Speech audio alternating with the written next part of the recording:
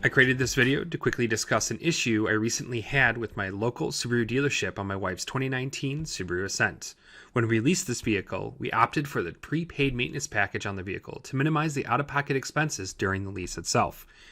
When we had the 20,000-mile oil change, however, the service department asked my wife if she wanted a cabin filter or a new air filter installed on the vehicle. It would be an extra charge. My wife said that she would have her husband, aka me, take care of it if it was needed. About 20 minutes after dropping off the vehicle, however, they called her back again, saying that both needed to be replaced, as you can hear in this clip. Hey, this is Bruce from Subaru. So you know that during the multi-point inspection, they did notice that those filters were dirty. I know you were on your way out here, so we kind of briefly talked about it. So if you want to give me a call back, and if you want to replace those, it's both your engine and your cabin. The cabin is the one that circulates the air that you breathe, and then the engine is the one that filtered out the air for the engine. So if you want to give me a call back, that'd be great, and we'll get those on there for you. Otherwise, your car will be finishing up shortly if you decide not to do it. All right, thank you. Bye.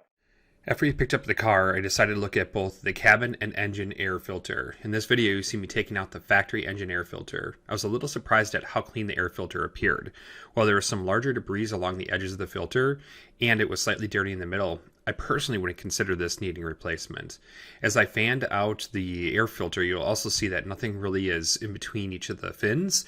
And I don't really think, at least my verdict would be, that it could probably go another 4K or another oil change before needing replacement. In case anybody was wondering, I did already purchase a K&N drop-in air filter for the Ascent, in the event it really did need a replacement. I decided to just replace it anyway, as I am planning on having another Ascent after this lease is up.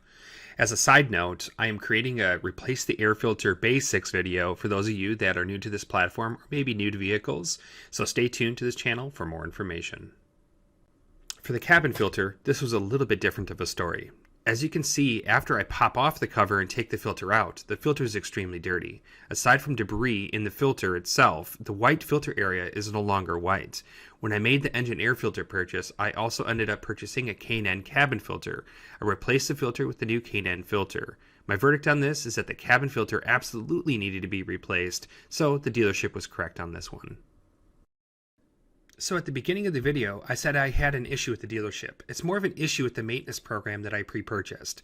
I asked for a package that all the maintenance was taken care of except for the tires and brakes on the vehicle, and the salesperson was like, yeah, everything's included. The fine print clearly says oil and filter changes are included, but it's implied that it's the oil filter, not the engine air filters. Out of pocket, it would have cost me $60 extra per time of coming in for an oil change if I wanted to do it through the dealership. Really makes me feel that the prepaid maintenance plan is deceptive, and with only needing 4 oil changes in the lifetime of this lease, it means each oil change and tire rotation cost me over $150. I'm definitely not happy about that.